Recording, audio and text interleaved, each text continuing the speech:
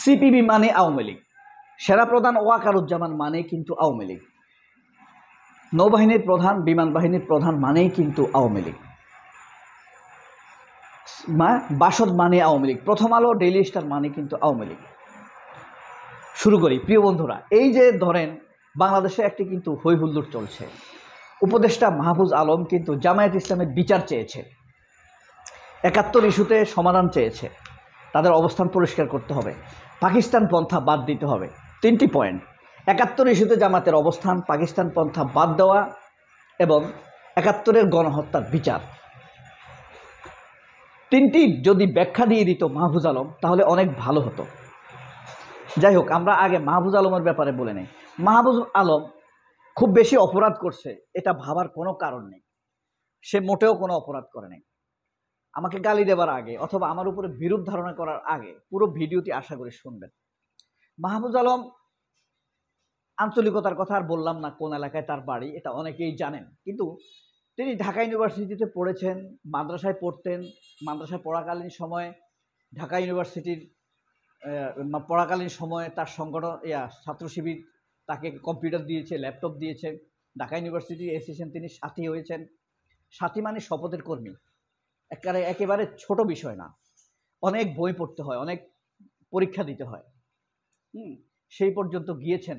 তবে এর সাথে সাথে তিনি সিনেমা লেখালেখি করতেন, সিনেমা নিয়ে গবেষণা করতেন, পড়াশোনা করতেন, অনেকটা আমার মতো। আমিও সিনেমা নিয়ে ভাবা, সংবাদপত্রের সবগুলা সংবাদপত্রের হেডিং দেখা, কোন সংবাদপত্র কোন হেডিং লিখেছে, কোন ধরনের শব্দ চয়ন করেছে, কোন ঘটনাকে কোন সংবাদপত্র কোন দৃষ্টিকোণ থেকে দেখেছে, কিভাবে প্রেজেন্ট করতে দিয়েছে, কাকে সুবিধা দিতে চেয়েছে, কোনটার কথা আওয়ামী লীগের পক্ষে গিয়েছে, খুনের পক্ষে গিয়েছে, এসব নিয়ে ভাবতে আমারও ভালো লাগে। সেও অনেকটা এরকম। তবে কোনো একটা পর্যায়ে হয়তো শিবিরের সাথে শপথভঙ্গ হয়, তিনি সংগঠন থেকে সরে আসেন অথবা তাকে সাসপেন্ড করা হয়। এখন তিনি পরিকল্পনার অংশ হিসেবে অথবা কাকতালীয়ভাবে অথবা অতুজ্জু মান্তাসাউ অতুজুল্লু মান্তাসাউর সেই বরকতে তিনি এখন ক্ষমতার দোর্দণ্ড প্রতাপশালী দুবারে। এই যে আওয়ামী লীগ নিষিদ্ধ করলো, এটা নিয়ে কিন্তু এই মাহফুজ আলমকে 14 গোষ্ঠী মোটামুটি উদ্ধার করে দিচ্ছে, বিশেষ করে ইসলামপন্থী লোকেরা। ওই জিনিসটি বলে নেই। যেমন তিনি বলেছেন পাকিস্তান পন্থার ব্যাপারে পরিষ্কার করতে হবে, মানে অবস্থান পরিষ্কার করতে হবে, পাকিস্তান পন্থা বাদ দিতে হবে। মাহফুজ আলমকে বলা উচিত ছিল, মানে মাননীয় উপদেষ্টা মাহফুজ আলমকে বলা উচিত ছিল পাকিস্তান পন্থাটা আসলে কি। এই যে ভারত পাকিস্তান এখন যুদ্ধ হলো, বাংলাদেশের 90% মানুষ পাকিস্তানের পক্ষে, ভারতের বিরুদ্ধে। ভারতের বিরুদ্ধে মানেই কিন্তু পাকিস্তান। এটা কেন? সীমান্তে অতিরিক্ত মানুষ হত্যা, ভারতের ভিতরে মুসলিম হত্যা, এসব বিষয়ে আপনার অনুভূতি ধীরে ধীরে তাদের বিপক্ষে চলে যায়। এবং স্বাধীনতার পর থেকে লুটপাট, এদেশের নিয়ন্ত্রণ, মানুষ হত্যা, মুসলিমদের উপরে নির্যাতন, শেখ হাসিনার ঘাড়ে আমাদের ঘাড়ে চেপে বসা, সবকিছুর পেছনে ভারত। এইসব বিরক্তির কারণে মানুষ কিন্তু ভারত বিরোধী, এই ভারত বিরোধী অবস্থানে কিন্তু পাকিস্তানের পক্ষে চলে যায়। এটা হলো আমাদের কথা, কিন্তু মাহফুজ আলম আসলে পাকিস্তান পন্থা বলতে কি বোঝাতে চেয়েছেন? এই 95% মানুষকেই তিনি কি পাকিস্তান পন্থা বলতে বোঝাতে চেয়েছেন? তাহলে আমি বলবো তিনি ভুলের মধ্যে আছেন। আর নয়তো পাকিস্তান পন্থা আর কি হতে পারে? এখানে তো কেউ পাকিস্তানের পক্ষে মিছিল করে না, কেউ তো এখানে পাকিস্তানের জাতীয় দিবসে আনন্দ প্রকাশ করে না, পতাকা উত্তোলন করে না। সুতরাং তাকে পরিষ্কার করতে হবে তার কথাটি। দ্বিতীয়ত হলো আপনার ৭১-এর ইস্যুতে ক্ষমা চাওয়া, ক্ষমা না হয় চাইল। আর এই যে আওয়ামী লীগের সময়ে তাদের অসংখ্য নেতাকর্মীকে হত্যা করা হয়েছে স্বাধীনতার কথা বলে, তথাকথিত যে স্বাধীনতা আমার জীবনে ব্যক্তিগতভাবে কোনো প্রভাব নেই, স্বাধীনতা আমার জীবনে কোনো পরিবর্তন বয়ে আনেনি। আমি এদেশে স্বাধীনতার এই আওয়ামী লীগের 16 বছরে 43,000 ধর্ষণ হয়েছে।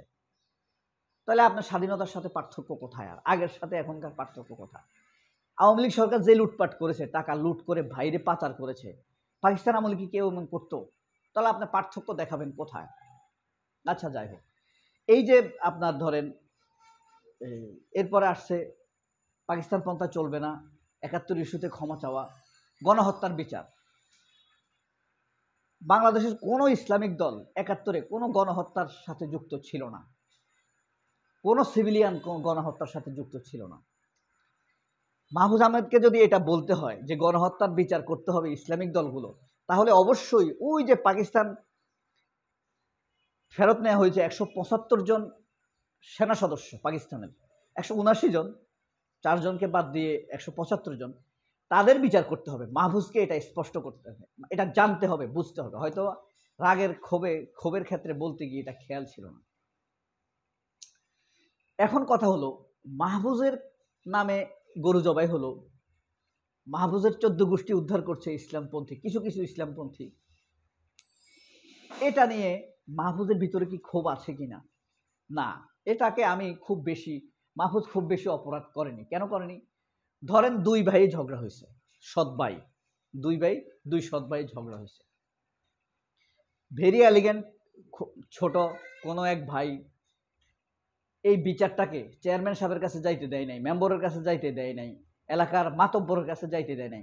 সে নিজেই বলছে যে তুমি এই জমিটা এই ভাইকে ছেড়ে দাও, তুমি ওই জমিটা ওই ভাইকে ছেড়ে দাও, সমাধান হয়ে গিয়েছে। এখন 2 সৎ ভাইয়ের মধ্যে ঝগড়া হয়েছে, এক ভাই খুব খারাপ, বড় ভাইটা খুব খারাপ, খুন, জঘন্য হত্যা, ভাইদের সাথে আচার আচরণ খারাপ করা, মায়ের সাথে বোনের সাথে আচরণ খারাপ করা, বনে বনে ঝগড়া লাগানো, বোনদের উপর অত্যাচার করা, ধরেন সবই করে ছোট ভাই, মানে মেজো ভাই। আর বড় ভাই নিরীহ। এখন এক পর্যায়ে না পেরে ছোট ভাইটা এটা বিচার চাইছে। এখন বিচার চাইতে হলে চেয়ারম্যানের কাছে যাইতে হবে, মেম্বার সাহেবের কাছে যাইতে হবে, মাতব্বরের কাছে যাইতে হবে, হবে না? হবে। কিন্তু একদম ছোট একটা ভাই আছে, সে বুদ্ধি খাটিয়ে বলল যে যার যার নামে যে জমি লেখা আছে শেষে সেটা নিয়ে নাও, আগে সে তার দখল নাও, যার নামে যেটা আছে সে সেটা দখল নাও, এরপরে দেখো কার বেশি হয়েছে কার কম হয়েছে। প্রথমটা সমাধান হয়ে গেল, যার যারটা সে দখল নিয়ে নিল। এবার দেখা গেল যে আসলে খুব বেশি পার্থক্য নেই, 2-4 কাঠা। এবার 2টি খণ্ডর মধ্যে তাদের এক্সচেঞ্জ করা হলো, তুমি এটা নিয়ে নাও, এখানে 2টি গাছ বেশি আছে, এখানে গাছ কম আছে, তুমি এটা নাও, তুমি এটা নাও। একজনের জমি কম নিলেও পরবর্তীতে গাছ, এটা আরেকটা সম্পদ, এটার কারণে এক্সচেঞ্জটা ব্যালেন্সে চলে আসলো, সমাধান হয়ে গেল। মাহফুজ আলম এই সমাধানকারীও তো হতে পারে। নয়তো দেখেন, আপনাদের মাথায় একটা ইস্যু খেয়াল করেন, আওয়ামী লীগ নিষিদ্ধ হয়েছে। আওয়ামী লীগ কত ভয়ঙ্কর সংগঠন। ওয়াকার মানে কিন্তু আওয়ামী লীগ, হাজী সেলিম মানে কিন্তু আওয়ামী লীগ, হ্যাঁ, শামীম ওসমান মানে কিন্তু আওয়ামী লীগ, সেনাবাহিনী বিমান বাহিনীর প্রধান মানে কিন্তু আওয়ামী লীগ, সিপিবি, বাসদ, ছায়ানট, প্রথম আলো মানেই কিন্তু আওয়ামী লীগ। বুঝেন, এই আওয়ামী লীগের নিষিদ্ধ করা হয়েছে, এরা কি চুপ করে থাকবে? প্রথম আলো চুপ করে থাকবে? ওয়াকার চুপ করে থাকবে? জ্বালাও পোড়াওকারী, হত্যাকারী, এরা কি চুপ করে থাকবে? লিয়াকত শিকদাররা কি চুপ করে থাকবে? থাকার তো কথা না। অথচ দেখেন, মাহফুজ যখন একটা কথা বলেছে, হয়তো একটু ভুল বলেছে, ব্যাখ্যা দেয়নি, গণহত্যার ইস্যুতে ক্ষমা চাওয়া, পাকিস্তান পন্থার ব্যাপারে পরিষ্কার করা, ৭১ ইস্যুতে অবস্থান জানানো, নাইলে রাজনীতি করা যাবে না, এই কথা বলে কিন্তু আওয়ামী লীগকে ধান্দার মধ্যে ফেলে দিয়েছে। আওয়ামী লীগ জ্বালাও পোড়াও, হত্যা, গুম খুনের মধ্যে কিন্তু যায় নাই,